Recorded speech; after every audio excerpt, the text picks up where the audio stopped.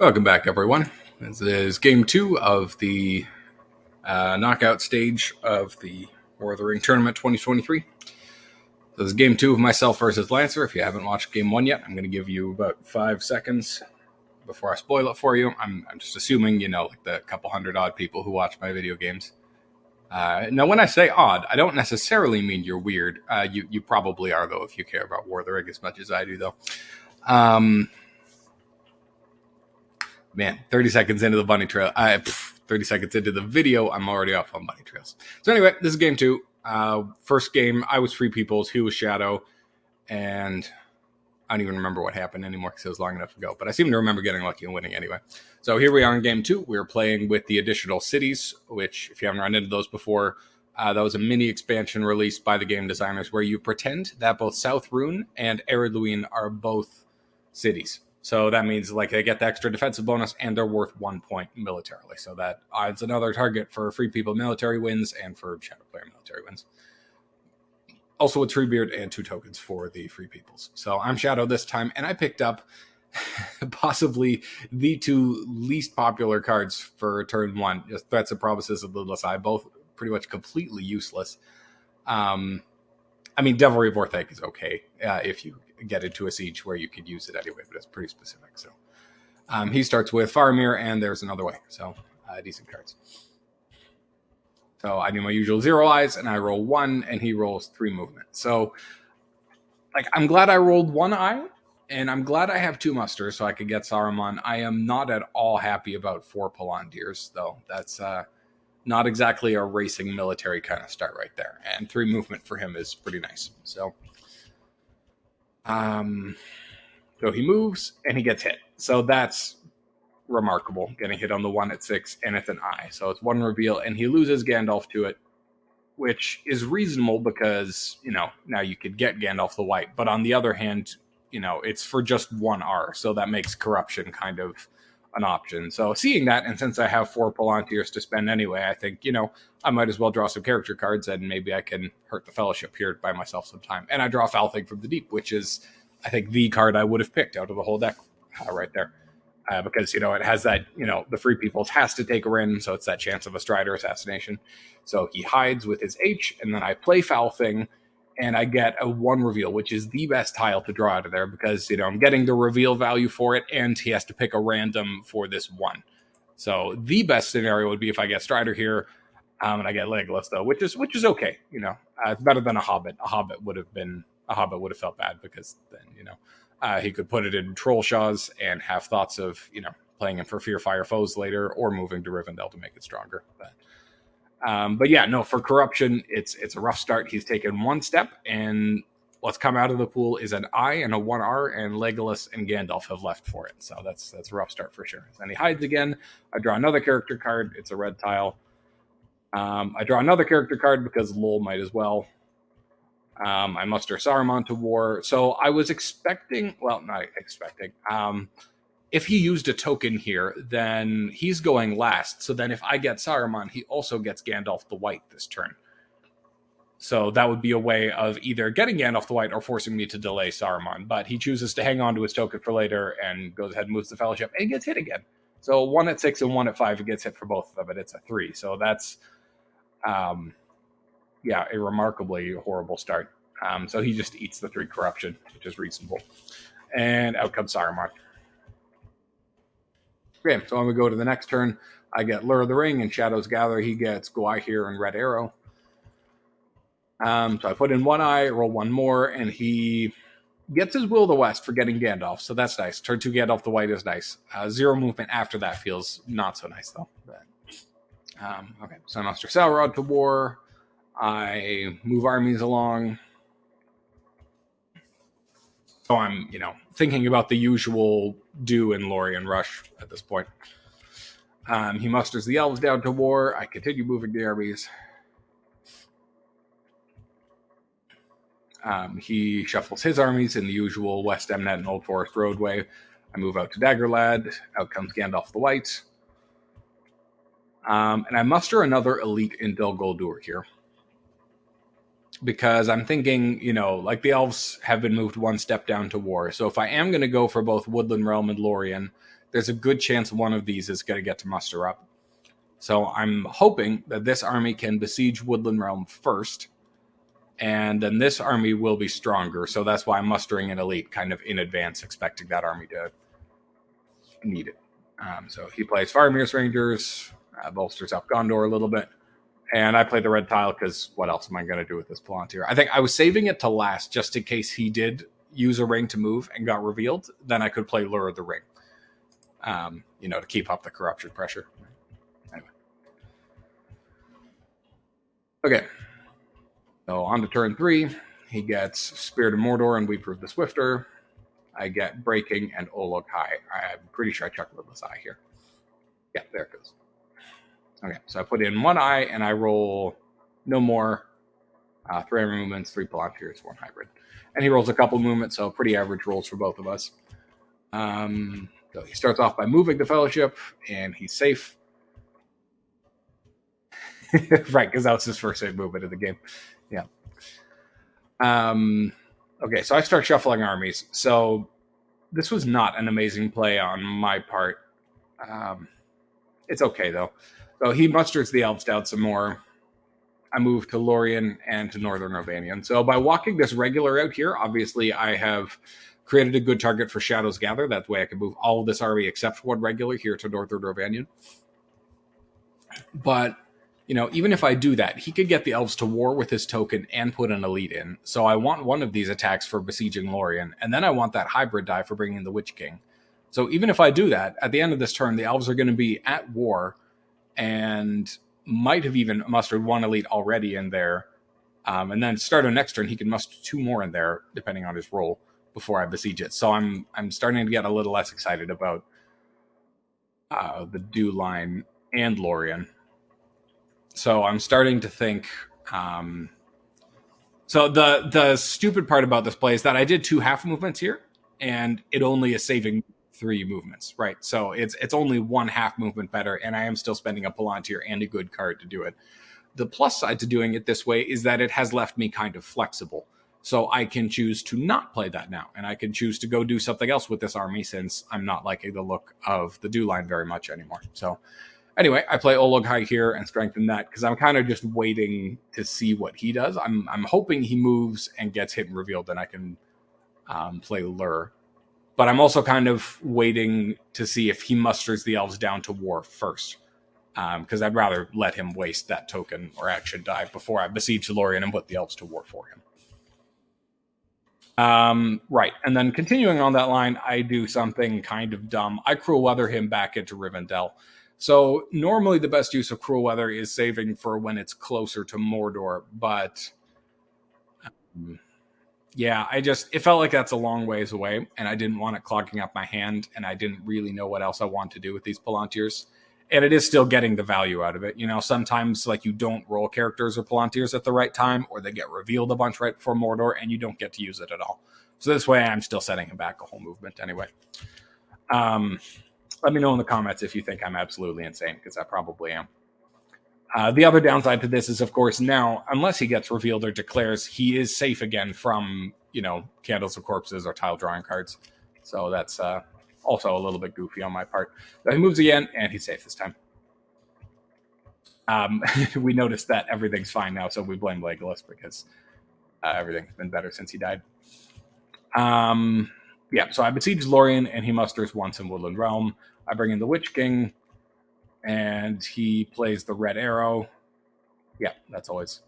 oh yeah, there's Rohan going down. So yeah, now I could play Shadow's Gather and still hope to do something against the Dew Line, but I kind of decide that, you know what? Maybe I'm better off going against Gondor and Rohan here. So I just draw another strategy card instead. So yeah, on we go. So I pick up Orcs Multiplying and Nazgul Search, and I'm pretty sure I chuck Orcs Multiplying here, which feels bad because normally that's a really nice early game card to have. But since I've kind of given up on the Dew Line, maybe if he rolled 0 musters right now, maybe I'd still Shadow's Gather and go after it. And the Dol Guldur army's left, so it's just not that great in this situation anyway. And he gets Imrahil and there and back again. Imrahil's great, there and back again. It's kind of... Fellowship stays in Rivendell. That's reasonable. I allocate 1 eye and roll that beautiful roll against that beautiful roll. It's just that's a Shadow player's dream right there. Just all these attacks against only 1 movement. It's very good stuff for me. Fellowship moves and is safe. I rearranged Nazgul because I want to blow up Lorien first, just before I commit to where I'm going with this army. I figure I might as well blow it up now. Oh, no, right. My new plan is... Well, you'll see my new plan soon enough anyway, so I won't spoil it for you. This is just a fun moment. He says, you're not going to attack Lorien, right? And we're back. I know I was in mid-sentence before. We just had a funny little comment about the Nez going up there to attack. They just want to perch in the Malorn trees, which I thought was a funny image anyway. So anyway, I attack Devilry of Orthanc. I just get 3 hits. Feels good. He only gets 1 hit back. I press. Draw to Deadly Strife, but I certainly don't need it. At least I hope I didn't play it here. No, okay. I played Great Host to finish it off, I guess. Right, since I've already given up on the do line, I guess this card is just a Great Host now. And I roll exactly 1 hit, so I'm very glad I played Great Host. And he rolled 0 hits back. So, yeah, that was a very unimpressive resistance from Lorien. They did a total of 1 hit back, and I had to take 1 for downgrading. So that's a very strong army for me to still do something with. Okay, I muster up an Orthanc. All right, here's the plan that I had. So I attack for the Vizon, no cards, no hits. Bummer, would have liked to kill him, but oh well. So I press, and I put 2 elites there. He gets ready in Helm's Deep. And an Erebor. And then I play my Shadows Gather here to bring that army down. So, yeah, I didn't get to, pinch 2 Elven Strongholds with it, but I'm at least using it to, keep the strong army left over from Lorien rotating quickly to attack Rohan. So he plays there and back again and puts Gimli in Helm's Deep, which I think, yeah, it feels a little bit bad because the Fellowship's had a bit of a rough start, so corruption is a risk. But at the same time, you have 2 Daring Defiances in hand, and Riders of Theoden might show up. So, that might pay off for sure. Okay, so I attack West Emnet. No card. I get the 1 hit. He does not get a hit back. He musters an elite in Helm's Deep. I conquer the last 2 settlements, and then I besiege Helm's Deep. So it does feel bad letting him get to muster another elite in there, but Rohan is it's cleaned up now, So unless Gondor musters itself to war and comes and retakes some of these settlements, then it's going to be safely conquered, and at least it's clean anyway. Now Celeborn's Galadrim shows up. Always the turn after. Yeah. He checks, we prove the Swifter. And we're back again. Just a disrupty kind of day. Oh. Sorry, I was looking at the wrong screen. Wow, I was confused for a second there. Okay. Right, so he declares out into Dimril Dale, which normally I would stay in Rivendell. Like you mentioned, because it makes you susceptible to cards. But on the other hand, I already played Cruel Weather. And, if you are worried about the Fellowship's health, not taking the extra tile from Revealing through Moria is relevant. Also, the Balrog's out there. So, anyway. So I allocate 1 eye and roll no more. And he rolls... It's just another one of those turns where I get to do a whole lot of things while he just moves the Fellowship once, He's safe. What do I do here? Right, I muster up in Orthanc first just because I was a little nervous about Ents, 1 Ent card, that's 1 in 8. 2 Ent cards is downright probably would kill Saruman, so. And I have 3 musters to do stuff with this turn anyway, so. Okay, so I go ahead and play Dreadful Spells against Minas Tirith here because, I don't know, I have a Palantir, it's in hand. Might as well, right? And it's a tough stronghold, so whittling it down first feels nice. So I get 2 hits, which is better than the expected 0 for Dreadful Spells. It doesn't matter if you have 5 Nazgul, the expected is 0, my dude. Okay, so it feels nice getting those hits down. And he says, you're not the only one who can do that. And he plays Spirit of Mordor back at me, but he does it even better, and he gets 3 hits. So that doesn't feel great.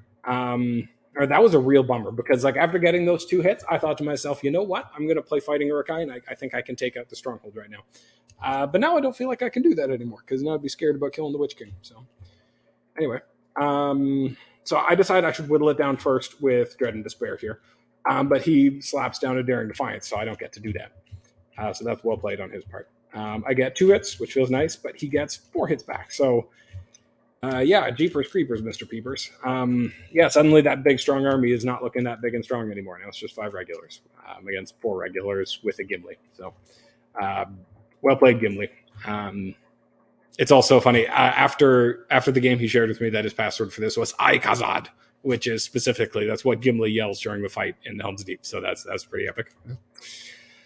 I play Orc Patrol here because I just drew into it. Why not? But I pull an eye, so that's a bummer. That's a bummer for sure. Yeah, especially because 1 eye had already left and the hunt pool is still pretty big. Like, that was not super likely, so it was bad. He plays Elven Cloaks.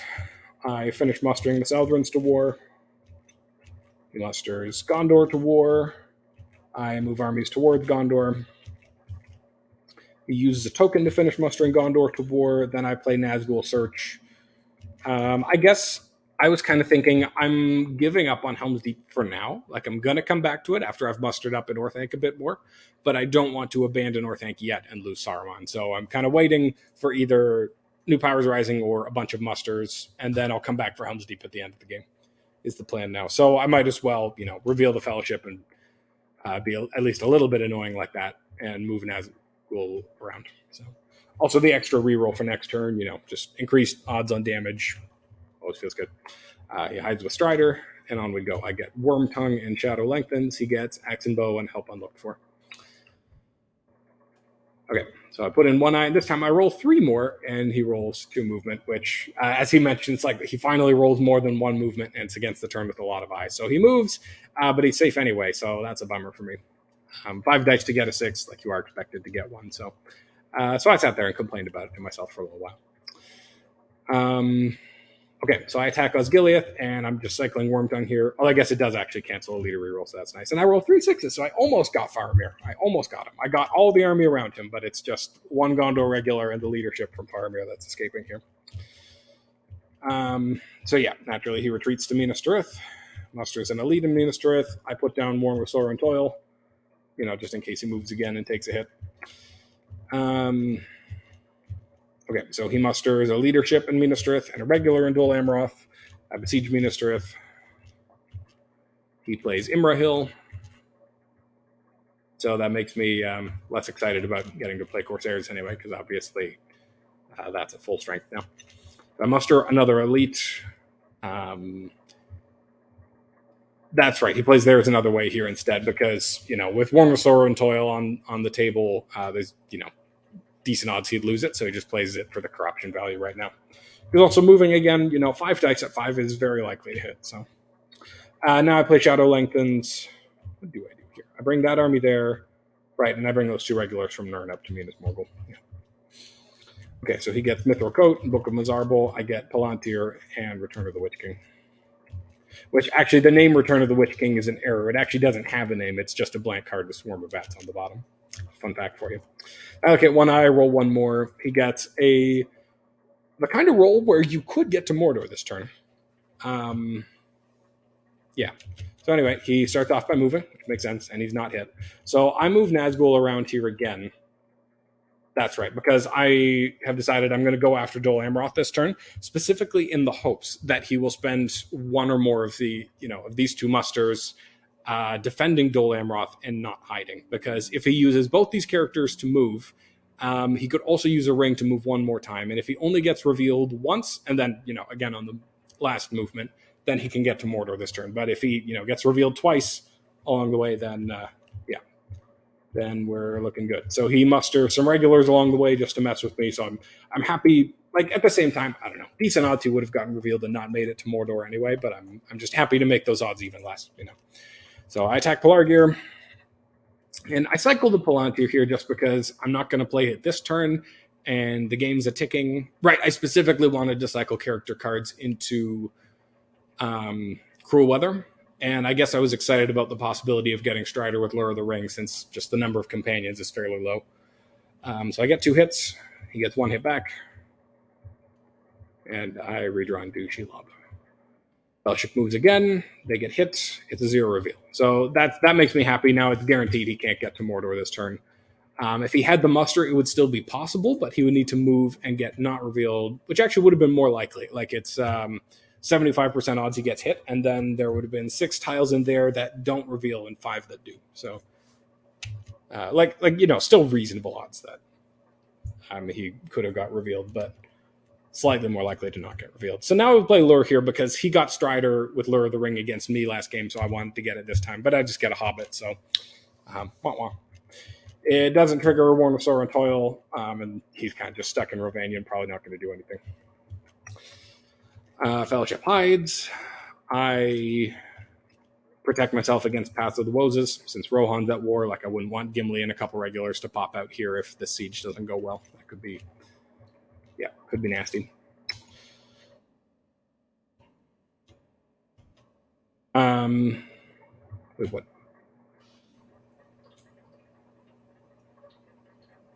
Oh, yeah, okay, never mind. I was confused what we were talking about, 8 and 7. We were just talking about how many hits I took from that Rohan battle.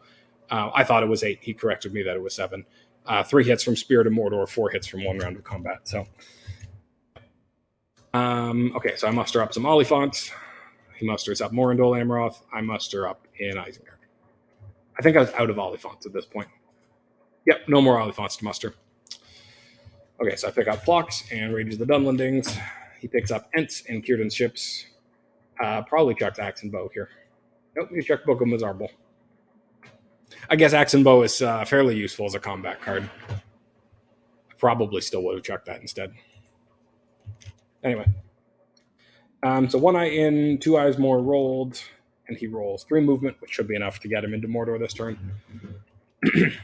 He moves right away, and he gets hit, and it's a 1. So he just takes the 1 corruption. I think that makes sense. I attack Lamden. I guess I'm just cycling Rage of the Dunlendings here because I'd rather have, I think Corsairs is what I would rather have. So I get my 1 hit. He does not get a hit back. Cycle into Day Without Dawn. That's always cute. He thinks about it. I attack DA, Dol Amroth. And then he plays Círdan's ships. So that's... Oh, yeah, he just picked that up this turn, didn't he? Yeah, that's a bummer. So I think he was worried, he mentions it here, that if I had Corsairs, that I could bring these Oliphants in along with however many regulars to top it up, and it would be a lot of rounds, so he was worried he was going to not get to play it at all, which is a reasonable thought. But I didn't, of course. I was, hoping to draw into Corsairs because, most of the way through the strategy deck, or about halfway, I guess. So I attack Dol Amroth. I guess I'm playing Phlox here. Yeah, he plays no quarter. I roll 3 hits. That's a good start.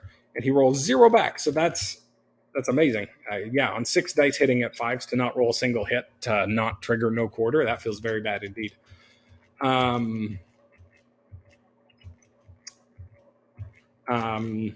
So we've already seen Imrahil and Círdan, so I don't need to press this because I'm scared of cards, but just if you can press and you're not really at risk of losing the Witch King, you might as well do it because you'd rather conquer the world faster, So I cycle into Ring Racer Abroad. That's a great card. Happy to see it.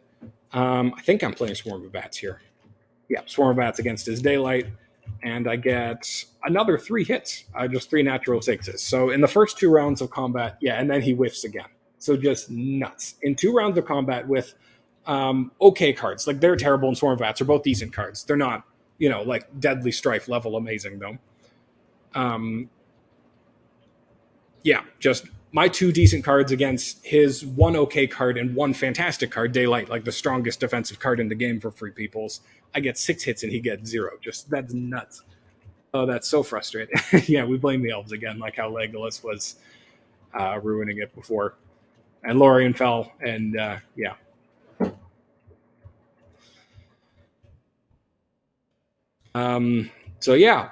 say press again, I suppose, because I wasn't really expecting to conquer Dol Amroth in one shot like this. It was a 1-4-1. That's really good. But yeah, anyway, no card, because I was expecting to just roll 3 more 6s, but I didn't, so that's 0. He gets 1 hit back. He comments on it. That's the first hit he's done back this entire siege.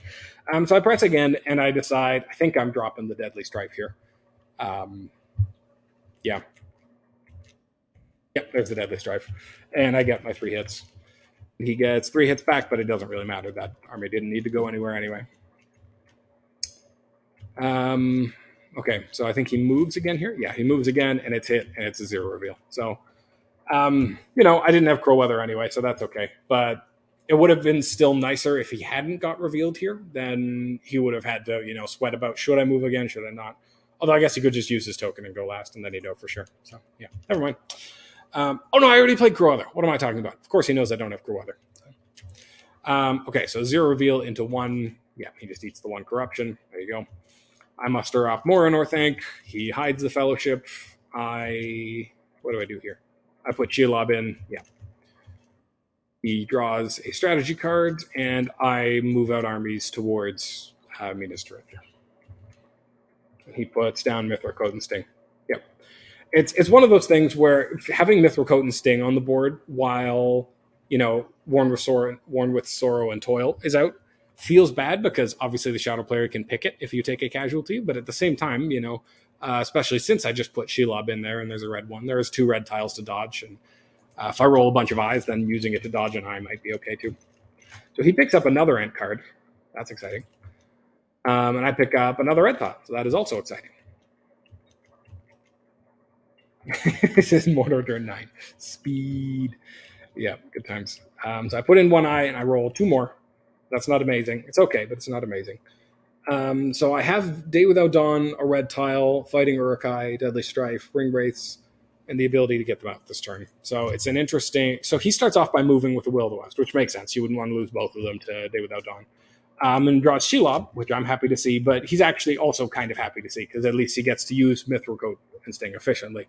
If he'd ran into an eye or a 3, it would, you'd probably lose Strider or take a random, or maybe you use Mithril against an eye, but then if you drew into a red tile, you'd feel stupid, so I don't know. Anyway, and then he redraws into an eye. So then I think, what does he do for the corruption here? He takes a random, and it's Pippin. Yeah.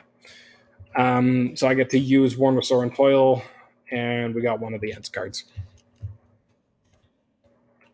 Okay, so out comes the Mouth of Sauron, then he hides again, and then the Ring Wraiths are abroad here. Right, so I had to think carefully here about how to play this turn. So I could play Day Without Dawn right now and take away a movement from him, or I could play a red tile, also, increasing my hope of stalling him out a turn.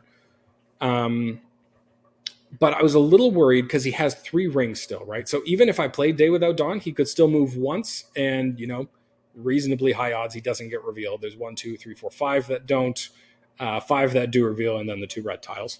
So he could still move twice more, or at least, move and hide.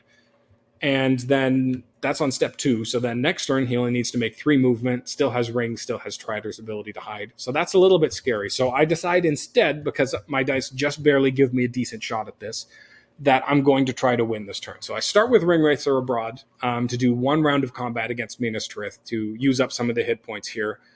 Then I'm going to do 2 army movements to walk. I'm going to walk the army from Orthanc to Helm's Deep and the army from West Horondor to Minas Tirith. And then I'll have 2 dice left. So with the character die, I need to finish off Minas Tirith. And then I'm going to use the muster here with the mouth ability to play Fighting Uruk-hai against Helm's Deep and hopefully crack that this turn. So that's my plan for how to win here. Okay, so here we go against Minas Tirith. I'm playing, I guess, Deadly Strife here. Yeah, Deadly Strife against Confusion. That's right. And I roll 3 hits, but then 2 1s. So that's really frustrating, not getting to re-roll those and get a hit. And he gets 5 hits back. So that's 8 hits to me total. That's, nope, 7. Again, I can't count. If it's 7, I think it's 8. Apparently that's a thing. So I'm down to 2 regulars now. I did do 3 damage, so that's something. Yeah, so it's 4 regulars against 2. So obviously, yeah, no press lol. So now I'm not as sure if I've made the right choice here. he thinks about it and he says killing Witch King won't win the game. And he's quite right, it won't.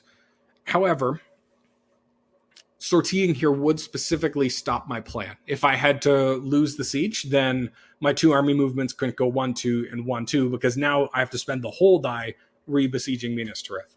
So I think that actually would have been the better choice. But like he mentions later, he just forgot about the mouth's ability to make this one into an attack. So anyway, he carries on moving the Fellowship, and the 2 reveal. He takes a random, and it's Boromir. And with Worn with Sorrow and Toil, I take another character card, and it's Axe and Bow this time. Interesting. He says, I didn't like that card anyway. I say, sure, go ahead and pretend it wasn't Alphalasma. So I guess I'm just happy it's, not a reveal. But then again, he can use that hybrid to hide, and then the Will of the West to move again. So, okay, so the armies move closer. He uses that to hide. The armies move in again. He passes. I attack Minas Tirith here.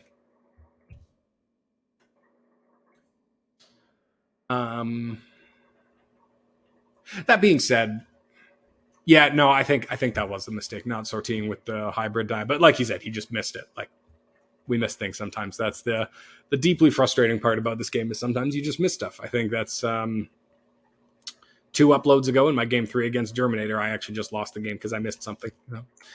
Anyway, against Minas Tirith, Desperate Battle, I get 3 hits. He gets also 3 hits. So naturally I press. No card, no card. I get not a hit. That's a little unnerving. I press. And I can't remember what I do here. I think I say no card. Yeah, no card. Which is a bummer because now I'm gambling my shot at winning the game here on... I'm asking this 10 dice to roll a 6, and if they don't roll a 6, then I guaranteed can't win this turn, and he moves into another turn. And then he looks like a genius for not using that hybrid die to sortie. So, anyway. But I get a 6, so it's fine. That being said, I still need Helm's Deep to win, of course. He moves again, and it's an I, so that's 5R, so naturally he takes Strider to that. I think if he hadn't, he'd be up to 11 and revealed, so that would be very dangerous indeed. And then Worn with Sorrow and Toil takes away the other end card. So that's a little bit of a bummer that he lost those. So now I'm using the mouth. So you can use the mouth to play event cards like this because on his card it specifies it's use a muster like an army die. So you can use it to play events that have an army symbol on them too. So I use that to play Fighting Uruk-hai, and he says, there it is. I forgot about him. GG. I say here's hoping because obviously I'd like to win. So the bummer also is that, Gimli's been here this whole time. He never drew into Riders of Theoden. So that's frustrating for him. But more frustrating, well, not more frustrating, but frustrating for me right now is the fact that there's a companion there. So he does get to play a card right away on the first round here. But obviously he just can't play a card because it's Scout, so that's useless. So Relentless Assault, I take 2 hits, and I get 2 hits. That's okay. He rolls 4 hits back, though. So, man, Gimli, you... Yeah, he's a beast, all right. Okay, so I take my 4 hits. He takes his 2. That's still a good trade for me overall, but that's more hits than I was wanting to take, So on to round 2. Out comes Day Without Dawn as a Relentless Assault. So then I have to, downgrade these Isengard elites. I'm spending my own leadership for this Relentless Assault. So I'm just really hoping that I, get the standard luck of 2 hits there. I only get 1. So that's a bummer. But I do get another one for my leader reroll, which is lucky. So that's it. That's the 2 hits. GG. He gets 2 hits back. So it's, again, a very, very expensive siege there. That was a strong army that came to get it, and then 4 elites and a regular that came back up for backup, and it's only 4 regulars left. So that's the game. I win with him 2 steps away from Mordor and at 8 corruption. So the hunt pool, if it had been mean to him, it could still kill him. There's a good chance he'd win next turn, though. So very tight stuff. Close game. Well played on the whole, I think. That took a lot of self-restraint to not panic and play Day Without Dawn and the red tile. I think it was the better choice this way. After how badly the Minas Tirith siege started, though, that could have bitten me pretty hard. So anyway, let's take a look-see at the statistics. So overall, I'm -2 on 6s, but +8 on 5s. So that definitely still helps. Net -1 on hits for him. -3 on characters, +1 on wills. So -2 on movement for him. -4 overall on attacks for me, actually. Interesting. I don't remember it feeling like that, really.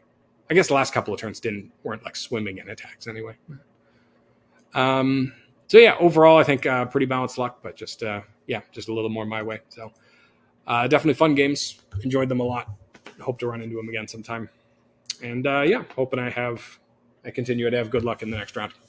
Toodles.